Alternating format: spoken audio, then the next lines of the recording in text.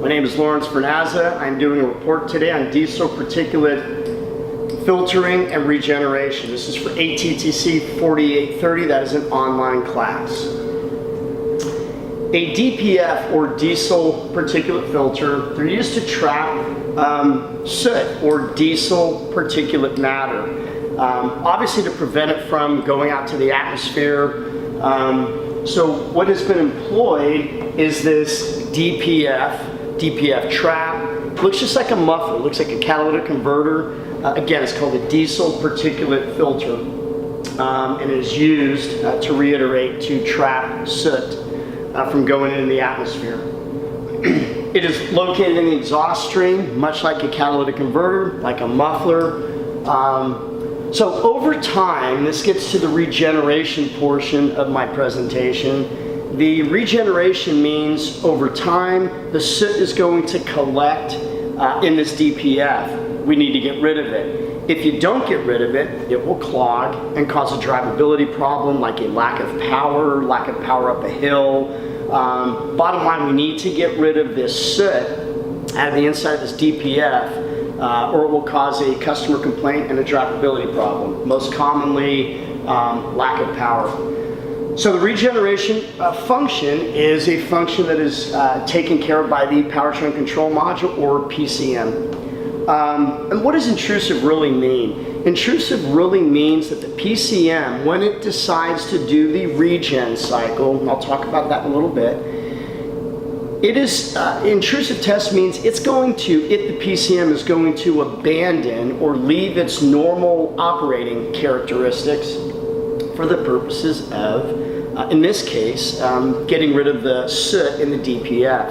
And a lot of times, and I will discuss this in a little bit, the act of the regen, when the PCM does that, may even cause the truck or car to run, I don't know, run differently. And there are some customer complaints, one in particular I'll talk about. So an intrusive test means when the PCM actually goes in and does something. A test, or in this case, reburns the soot out of the DPF. And it leaves its normal characteristics for the purposes of running this test. Okay, so how does the PCM know that a regen needs to take place? So there's a couple of different methods. One is the DPF may use a differential pressure sensor, or DPS. It's pretty straightforward. As you look at this, you can look at the DPF. There's a tube at one side of the DPF and a tube at the other side of the DPF. There's a sensor installed right in here, and it's much like, I'm sure you've heard of a DPFE sensor on a Ford, a delta pressure feedback sensor on an EGR system on a Ford. Well, this is exactly like that sensor, where this DPS measures the differential pressure, or difference in pressure, between the inlet of the DPF and the outlet. Perfect world, both of them would be the same. Under throttle conditions, both of them would be the same, meaning the input pressure and the output pressure of this DPF would be equal. So perfect world, if the engine is here and it's blowing exhaust here, pressure would be equal between here and there. Well, it's not a perfect world. As soot collects in the DPF, it becomes restricted. And when it becomes restricted, the inlet pressure will have a higher exhaust back pressure, meaning it can only mean one thing. The DPF is clogged or beginning to become restricted. So, to reiterate, if there's a large difference between the two, between the inlet of the DPF and the outlet, if there's a large difference, it means the DPF is becoming restricted with soot and it needs to be burned off, which is called regeneration. Okay, regen may also be commanded by the PCM based on miles driven, hours on the engine, amount of fuel used, or a combination of all of them. The engineers may employ several of these to make a determination. The determination's simple: when to do a regen. Okay, I'll go through this quickly. There's a few modes of regen: spontaneous, dynamic, and service. Spontaneous is really just under normal conditions when the customer is driving. PCM commands regen based on whatever the input method is, DPS, differential pressure sensor, or miles driven, etc., as we saw on the last slide. Customer needs to meet the enable criteria, much like an OBD2 monitor. If the PCM says we're going to command regen at 65 miles an hour with steady throttle, engine coolant temp, engine exhaust gas temp, etc., the customer needs to drive that and make sure that the enable criteria has been met. Once the enable criteria has been met, that PCM says, okay, it's time to do a regen, much like an OBD2 drive cycle or monitor.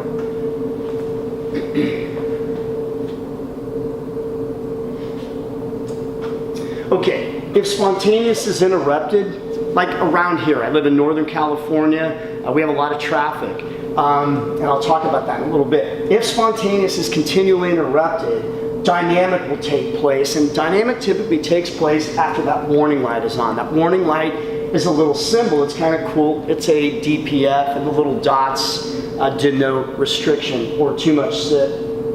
So if regeneration is interrupted, the PCM, when it's in spontaneous, or I'm sorry, in dynamic, it will continue to command regen, even at the next startup.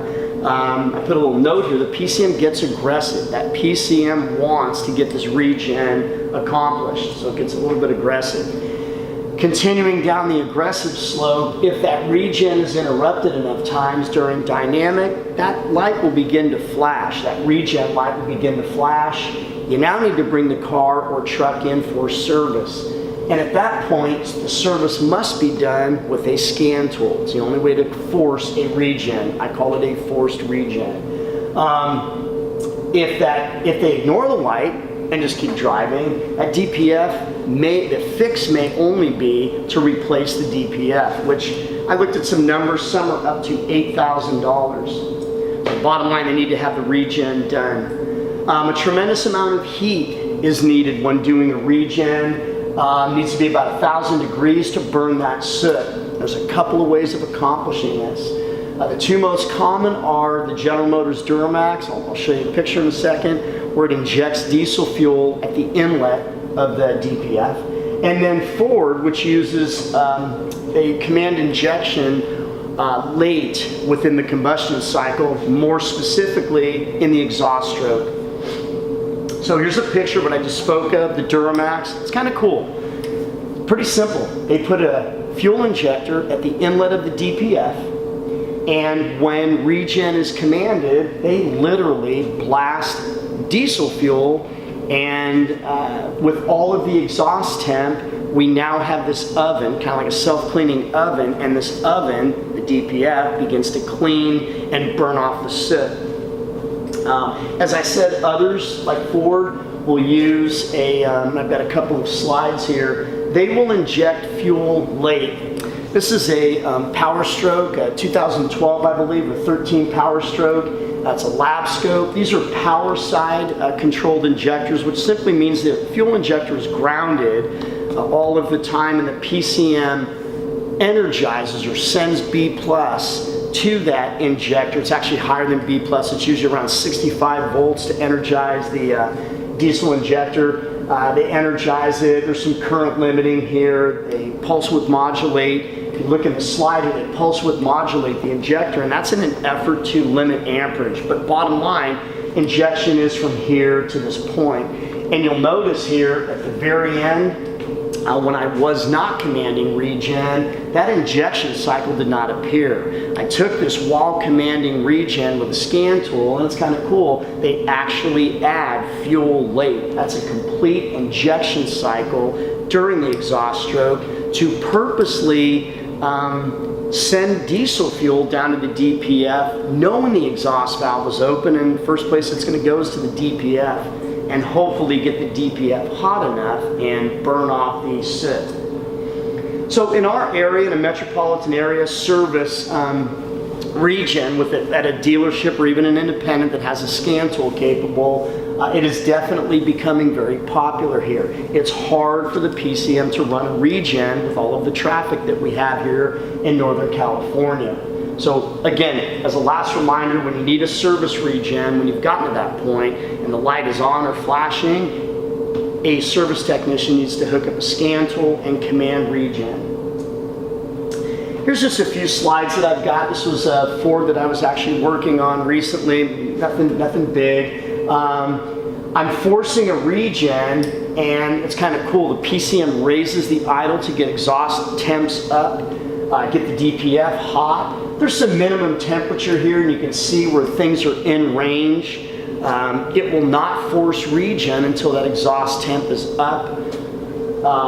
There's some minimum fuel level, engine coolant temp, exhaust temp, etc. Just a slide on me forcing a regen. That's what this slide is. Here's another one that's pretty similar. Same truck, same. I did it at the same time. It's just kind of cool. It'll actually tell you on the scan tool distance since last regen, which happened to be about 245 miles.